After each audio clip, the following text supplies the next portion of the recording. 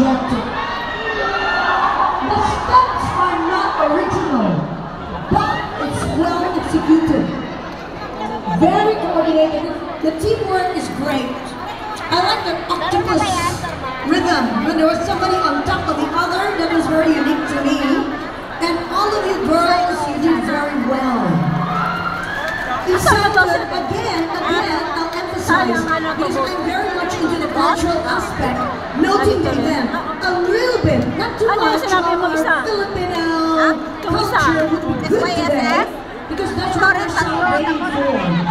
But anyway, over and above, I can easily sinabi mo na isang ano ba? Winning group. Isang table mo doon sa kabila. Yeah, winning group. Wala. Is there?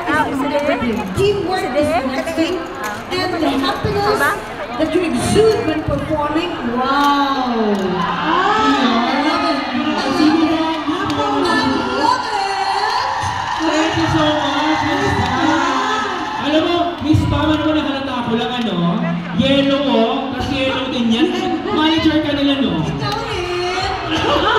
Flower power!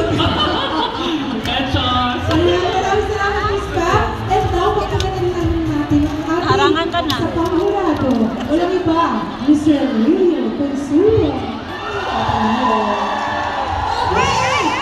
Hello po, Supreme Force. Hello po. So, I agree sa sinabi ni Miss Pam. I like the energy.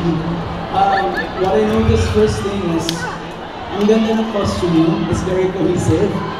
Ang ganda ng swag niyo sa stage. I like the steps.